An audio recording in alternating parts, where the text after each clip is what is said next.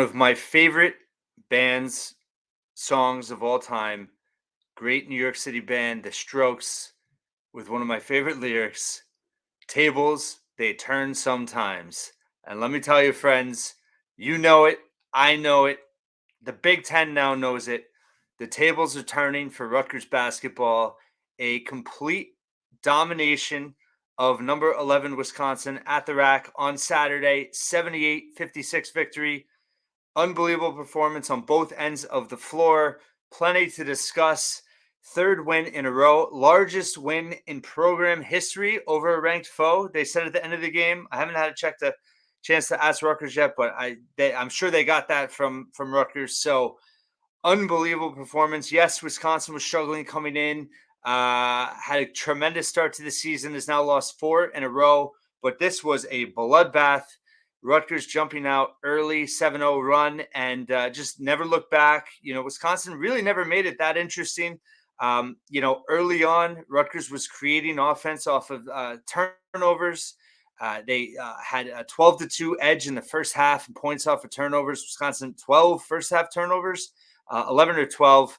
And then in the second half, Rutgers was unconscious from 3. Noah Fernandez, what a performance for him. He finished 5 of 5 from 3. Was he 5 of 5? Yes, he was. Unbelievable. And he also had deuce. He had 17 points. It made 3 of 3 in the second half. But Rutgers really fed off of him. And they were 7 of 10 from 3 in the second half, 10 of 17 for the game, which is 59%. This is a team that was like 350th nationally coming in.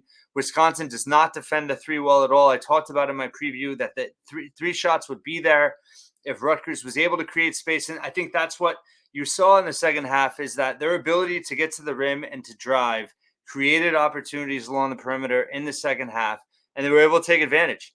And it's pretty. You have to be living under a rock at this point if you don't see the impact that Jeremiah Williams is making. So let's talk about him specifically, but also not just what he's doing, how it's impacting the rest of the offense and the rest of this team, because it's been completely infectious. He just has a skill set that no one else on this roster has. His ability to get downhill, under control, get by defenders, finish. He has touch at the rim. And he just has the ability to kind of make things out of nothing a little bit. That he missed a shot in the first half, got the rebound in the air, put the putback. This is probably like a 7-8 foot putback, made it and got fouled. All just completely in the flow of his body in terms of his motion, and he just he made it look effortless. He's just a different type of player. That has elevated this team. He was sharing the basketball early, had a bunch of assists early on, finished with he led Rutgers with 18 points, 6 of 15 shooting. He missed some shots, but he's taking good shots. He was a perfect 6 of 6 from the foul line. He had a team high 7 assists, just 1 turnover, 5 rebounds, a steal. He was plus 23 in 27 minutes. Just tremendous impact. But what he's done for the entire team, the spacing on the floor is so much better. They create lanes for him to drive. He looks for open teammates. Cliff has benefited quite a bit, but they're getting driving lanes. The spacing's better. They're sharing the basketball better. But their shot selection has been a lot better. They still took some mid-range shots that I wish they didn't, but they're getting so many more shots at the rim now. And their threes are better. Everything they're doing is within the flow of the offense. They're multiple touches before a shot now. You're not really seeing too many dribble shots. They're taking less contested shots. And it's just been a boon for the offense. I mean, they got 78 points tonight. Let's see. They shot 44% from the floor. Listen, it's not going to be a 50% shooting team probably ever. But, they were 16 of 28 from layups and dunks. That's, 55% or whatever. 2-point range. Let's see. Where were they? 20 of 50, just 40%. Not great. But again, they were on fire from 3. They were 8 of 9 from the foul line. They're not getting to the line enough. But, what's funny is that they're actually they're just finishing at the rim rather than having to even draw contact. Wisconsin did not have good rim defense today at all. Rutgers was just bludgeoning them in the paint. What was the final spread in the paint? Let me get back to that screen just in terms of what the split was. Points in the paint, 36 points for Rutgers, 28 for Wisconsin. But the points over turnovers, Rutgers just had 7 turnovers in the game, 12 for Wisconsin, 15-5 edge and points off of them. Rutgers was +3 on the boards. And they had a 13-9 edge in second chance points. A real striking number, though, was a 60% assist rate, 18 assists on 30 makes from the floor. That is a huge improvement for this team. And you're just seeing everyone kind of just have more confidence and being able to create better shots for themselves. Noah Fernandez, like I said, 5 of 5 from 3, but Andre Hyatt, 3 of 5 from 3 tonight, had 11 points off the bench. His attitude, I don't think you can downplay how important his leadership has been, just in terms of taking a lesser role now that Jeremiah Williams is back. The team chemistry, people were looking for all kinds of reasons why this team was struggling, and there was a lot of talk about how bad of a shooting team this is. And listen, they're not the best shooting team in the world, but I knew they weren't as bad as they were shooting previously. Jeremiah Williams just gives this team a different look on offense, a different feel. Derek Simpson is playing better with him out there. It takes pressure off of him. He's picking his spots better. He's settling for less contested shots. We're seeing more of the Derek of last year when he would get to the rim.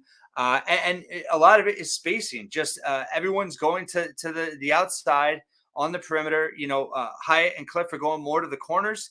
And there's lanes to drive, and Derek is good enough to beat his guy off the dribble, and you're seeing that. So it's just so encouraging to see how everyone is playing together and how everyone is just benefiting from it. But Hyatt, 11 points, 3 boards. In terms of let's see, Mag was 12 points again, double figures, 5-11 from the floor, 6 rebounds. Cliff. Let's talk about Cliff. 6 of 11 from the floor, 13, 13, and 8. Dominant defensive performance. And again, he's getting the ball in space. That play at the end of the first half, Jeremiah drove, found Cliff on the baseline. He was closer to the 3-point line than the rim, but he just took a crawl off the dribble, under control, scoop layup under the, on the far side of the rim, but just fluid and confident and really good off the bounce. Like, it was just great to see him with a strong offensive move that was well executed, and he's getting the ball in different spots. He's not having to post up and be a sitting duck down there, getting double, triple teamed. Defenses cannot converge on Cliff the way they used to. They have to worry about Jeremiah and Derek driving down the lane. So it's completely changed the offense. Again, this isn't going to be a 50% shooting team night after night, but they're much harder to defend now. And they're getting contributions from everyone. Five double-digit scores in this game. Maga 12, Cliff 13, Jeremiah 18, Noah 17, Andre 11. Derek, again, not a great shooting night, just 1 of 6 from the floor, but he did hit a 3. He had 5 assists, 3 rebounds. I have to look at what he had steals-wise, but just a complete team effort. And defensively, they were just suffocating. AJ Storr had a really good first half for Wisconsin, but did nothing in the second half. And I thought that their, on-ball defense of him in the second half, they really made great adjustments on him. You had Jamichael Davis. You had was defending Hepburn. Hepburn just had 2 points. Him and Simpson. Mag was on Storr for quite a bit. They did some zone in the second half. But their best players, Storr had 14, 5 of 16, though, worked hard for it. Wall just 7. Klesmet was in foul trouble all game, had 3 points. Crowell just 7 points. Wall and Crowell did rebound, but nobody else on their team did. Chucky Hepburn just 2 points. Let's see, Connor Esigian had a big game off the bench. He was really, him and Storr were their best players scoring the basketball. But Wisconsin was never really in the game in the second half. They were very frustrated. The crowd was amazing, as always. And, salute the Rutgers faithful. How the RAC has been this season. It's been unbelievable. And listen, this is literally the program of Jim Valvano. Don't give up. Don't ever give up. And the season's, listen, Rutgers was in a huge hole. They were 2-7 in the league. Uh, but they haven't had any. I mean, yes, the Penn State loss, I guess, is still a quad 3 loss. Penn State is 500 in the conference. This is not, they had a couple of bad losses early, but they're right around. I don't even know what they are, Kempom. Let's look. I think it's like, they might be under 100. They're 88th. Rutgers now, wow, did they just jump to 84th? They did. They jumped from 95th to 84th with this performance. Their worst loss of the season, yeah, I know it's a quad 3, but Penn State, Kempom, 88. This is by far their best win of the season. It's a quad 1 home victory. Wisconsin drops from 14 to 18 in Kempom. You now have 1, 2, 3, 4, 5, 6 top 100 Kempom victories. You are now 5-7 in the league, 13-10. Huge week coming. Northwestern at home on Thursday, at Minnesota next Sunday. If you win those 2 games, you're on the bubble. You're on the bubble. I know people don't want to get carried away. I'm not saying that they're going to do it. I'm not saying, are they ever going to lose again? Yeah, they'll lose again. But they're streaking. They're hot. And the tables have officially turned. And it's just so much fun to see these guys, see Noah take that breath and smile on the court tonight. It can't be underestimated in terms of what these guys fought through. The adversity they went through to get here. Noah coming off multiple season-ending injuries. Austin Williams battling. He didn't play tonight. They said he's, been battling knee soreness. He hasn't practiced in a while. Just Jeremiah Williams, not to mention the suspension and the 2-time transfer rule, but also a torn Achilles last year. Agboli had a torn ACL. Mag had a torn ACL. Let's talk about Agboli for a minute. I don't think you can underestimate his impact as well, because there is now very little drop-off on the floor when Cliff leaves and sits on the bench. Agboli's physical presence, he's a bruiser. His ability to rebound and defend, his athleticism, he gives them another element too off the bench now, where it's a game changer. It's he's playing limited minutes, but when he's out there, Rutgers doesn't lose much at all in terms of just his physical presence. Let's see, Cliff played. Agboli, what did he have? He had 3 rebounds off the bench. He had an assist. Let's see. Going back to the home stats here. Sorry for the delay, but Agboli played 8 minutes, and yeah, he had 3 rebounds, all offensive. He did not score, but he did have an assist. But it takes pressure off Cliff too, to know that and for Peichel, like, he can give him a couple more blows, or keep him on the bench a little bit longer than he could have in the past. If Cliff gets into foul trouble, they have a little bit more of a contingency plan. It's nothing against Antoine Wolfolk, who did not actually play tonight. Agboli is completely taking his minutes, but Agboli just gives them something they didn't have before. A true number 5 behind Cliff, and not to mention his potential for the future. But all of a sudden, this team is much deeper with both Jeremiah and Agboli. The rotations have tightened. You have 7 guys playing primarily now in terms of minutes. Noah kind of flipped for Gavin tonight, but it's 9 guys played. 8 guys had double-digit minutes. 7 had over 18. And, the starters are gelling. They're playing well together, and it's impacted the defense. It's impacted the defense. Davis was kind of quiet tonight offensively. 2 points, just 3 shots, just 1 assist. But again, you got 4 rebounds from him, a block and a steal. He was +9. He's solid. And his defense, he's just really, really good on-ball defense. It shored up the defense as much as it has the offense. You don't see any drop-off. And it's if they could play defense at this level and just be average offensively, they shot 44% tonight. Obviously, they had an above-average 3-point shooting game. But what they're doing offensively gives confidence that it's sustainable, that it's repeatable, that, they're not going to have to shoot 50, 55% to win games.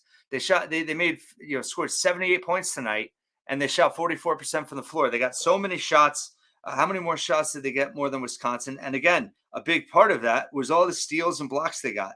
They had 9 blocks, 8 steals. They took 9 more shots than Wisconsin from the floor. Just a complete performance, best performance of the season. Amazingly, coming just in their last home game, their worst performance of the season. Rutgers was 2-6 in their last 8 Big Ten RAC home games.